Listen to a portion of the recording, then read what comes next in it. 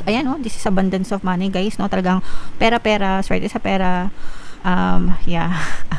Swerte sa kashing-kashing mga kapiksi, talagang napapalibutan kayo ng kaginhawahan sa kaperahan guys. So talagang sinuswerte kayo sa pera guys. So i-mind nyo na lahat yan sa comment section. Bukod sa pera mga kapiksi, na nakikita natin na may chance pa na lalong umunlad at umasenso yung inyong pamumuhay. At saka yung iba sa inyo guys, no, parang yung iba nagseseryoso na kayo para ma-achieve nyo yung mga ambisyon nyo, yung mga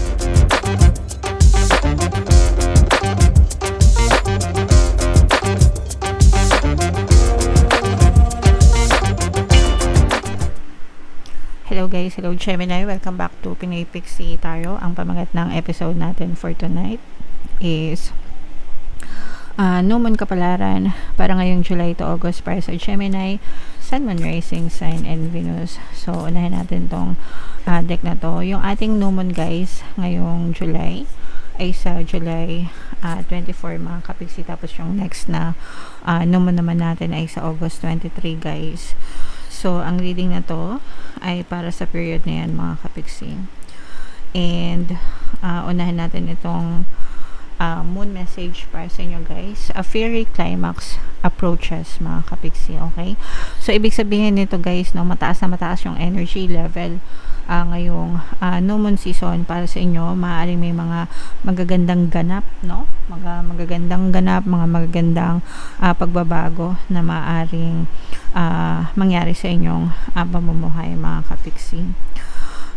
Attune to the moon guys. Be nice, be kind, smile, and be polite as you navigate to where you want to be. So, it doesn't hurt na maging mabuti mga kapiksi, no?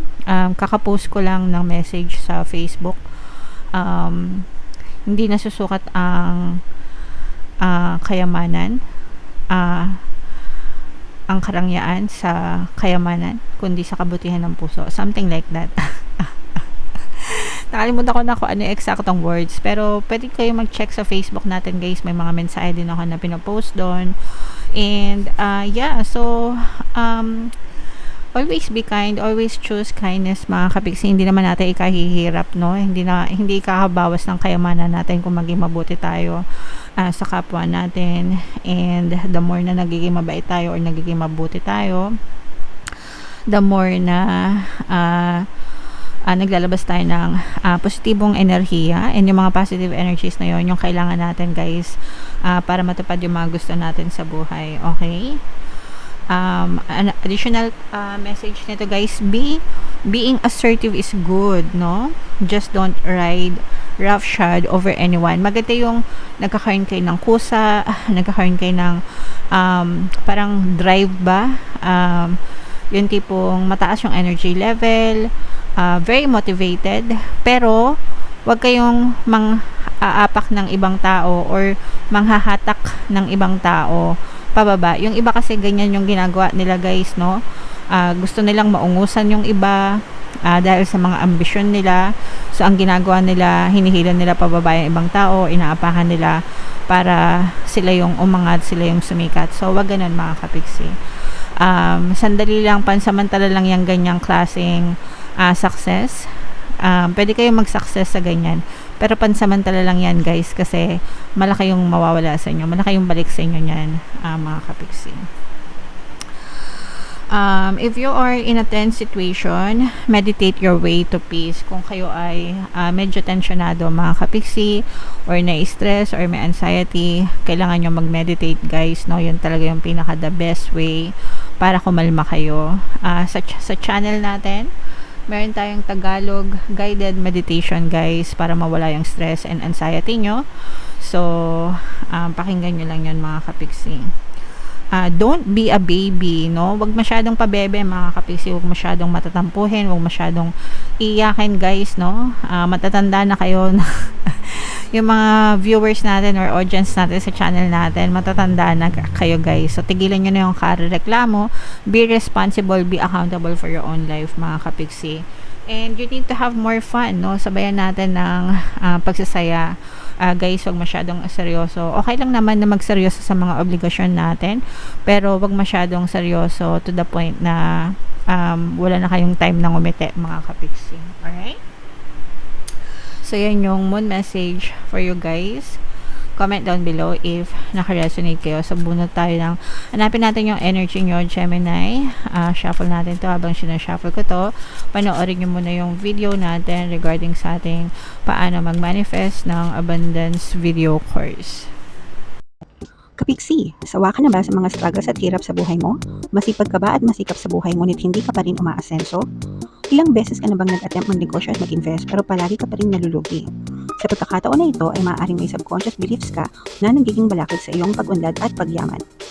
Introducing, paano mag-manifest ng abundance video course. Dito ay matututunan mong ma-overcome ang mga balakid mo para tuluyan ka ng umunlad, umasenso, sumagana, maging matagumpay, successful at maswerte sa iyong kabuhayan, pera, trabaho, negosyo sa lapi at kaperahan ng bonggang-bongga. Dali, mag-send na ng email sa pinoypixie@gmail.com at simulan na ang iyong pagyaman ngayon. Alright, so sa lahat ng gusto mag-avail ng course guys, naka-flash sa screen nyo. Una, meron tayong paano mag-manifest ng abundance video course. Meron din tayong paano mawala ang third party at magkaroon ng harmonious na relationship. And meron din tayong paano pabalikin si ex reverse breakup. Sa mga interesado guys, mag-send lang kayo ng email sa pinoypixie@gmail.com. So, latag natin yung spread nyo, Gemini. By the way, guys, sa mga naghahanap ng mga pampaswerte na lucky charms or lucky bracelet, may mga items na makikita kayo sa description box nitong video, mga kapiksi. Kung gusto nyo i-check out nyo. Ito yung mga pampaswerte bracelet, guys. Ito yung aventurine at saka ito yung citrine, mga kapiksi, available sa description box nitong video. So, this is both negative and positive, mga kapiksi. Sa negative guys, nakikita medyo umiwas-iwas kayo sa mga konting gusot, konting pagtatalo, mga kapiksi, no? Kasi for some of you, maaari kayo magkaroon ng conflict with other people sa buhay nyo, pwedeng sa trabaho ito or sa pamilya or sa neighborhood, kahit saan, mga kapiksi. Pero panatilihin yung pagiging kalmado guys, kasi pag pinatulan nyo itong mga tao na to, guys, maaaring magbigay ito sa inyo ng stress. Maaari din kayo mag-karma, no? So, iwasan natin yung mga bad karma, mga kapiksi, kaya iwasan natin pumatol sa mga conflict, guys, no? Panatilihin yung pagiging kalmado, mga kapiksi. Kung meron silang nagawang hindi maganda sa inyo, kausapin nyo ng maayos, di ba? O kaya naman daanan nyo sa legal na pamamaraan. Huwag nyong idaan sa init ng ulo, mga kapiksi, kasi hindi naman nakakasolve ng sitwasyon yung pagkakaroon ng init ng ulo, guys, okay? So, kalmahan lang, mga kapiksi. On the good side naman, guys, no, ito yung chance na maging maswerte kayo. Bibigyan kayo ng chance ni universe para maging maswerte ngayong pagkakataon na to, and dahil na rin sa inyong good karma. Makaka-attract din kayo ng good karma, mga kapiksi. So, kaya nga palagi kong sinasabi sa inyo guys, always have good intentions pa. Kasi yung balik ng karma niyan, talagang tenfolds, mga kapiksi, no? Ibig sabihin, madami. Ganun din sa bad karma, guys, no? Malaki din yung balik na bad karma kapag bad intentions naman yung finocus nyo. So, make sure always na palagi sa good karma tayo nakafocus. Talagang saswertehin kayo ng bonggang-bongga, mga kapiksi. So, i-mind nyo na to guys sa comment section. Mind, good karma, good fortune, swerte. Swerte, good luck. Yan. So, i-mind nyo na. Swerte kayo sa pera guys. This is financial gains, no? Talagang saswertehin kayo sa pera. Magiging maganda yung takbo ng swerte nyo sa kaperahan. Mga kapiksi, this is more money, more income. More kita, ganyan. Dagdag money, dagdag income, dagdag kita. So, padami pa, guys, yung inyong kikitain. For some of you, if you are, kung meron kayong mga inaantay na mga incentive, bonus, mga ganyan, yung mga dating hindi, mga komisyon, ganyan, na hindi pa nabibigay sa inyo, guys, mabibigay yan ngayong season na to, mga kapiksi. So, kung applicable sa inyo, guys, kung resonate sa inyo, take that message, okay? So, ayan, no, this is abundance of money, guys, no? Talagang pera, swerte sa pera, yeah. Swerte sa kashing, mga kapiksi, talaga napapalibutan kayo ng kaginhawahan sa kaperahan, guys. So, talagang sinuswerte kayo sa pera, guys. So, i-mind nyo na lahat yan sa comment section. Bukod sa pera, mga kapiksi, na nakikita natin na may chance pa na lalong umunlad at umasenso yung inyong pamumuhay. At saka yung iba sa inyo, guys, no, parang yung iba nagseseryoso na kayo para ma-achieve nyo yung mga ambisyon nyo, yung mga dreams nyo, no? Yung mga pangarap nyo sa buhay. Kumbaga, seryoso na kayo, nagiging accountable na kayo. Yung iba talaga nag-aaral, nagde-dedicate ng time and effort, no? And effortan nyo kung paano nyo talaga ma-achieve yung mga pangarap nyo. And hindi kayo mabibigo dyan. Basta mag-persist lang kayo, guys. And maging consistent, no? Kahit wala pa kayo agad-agad na nakikitang resulta. Kasi hindi naman, wala namang instant result, guys, no? So, you really have to work hard for your dreams, mga kapiksi, no? Kahit yung mga sikat na artista, yung mga sikat na celebrity, guys, kahit yung mga, kung sino mang sikat, yung mga mayayaman, no? Like, for example, sina Mark Zuckerberg, Elon Musk, di ba? Kung alam niyo yung mga pinanggalingan nila, they also came from nothing, mga kapiksi, no? As in, zero din sila before, pero naging consistent sila, hindi sila tumigil sa mga pangarap nila. So, ganun din kayo, mga kapiksi. Kailangan ng dedication, ng time and effort, guys. Alright? So, grabe, guys. Super nice, super ganda ng reading nyo. So, i-main nyo na to lahat sa comment section.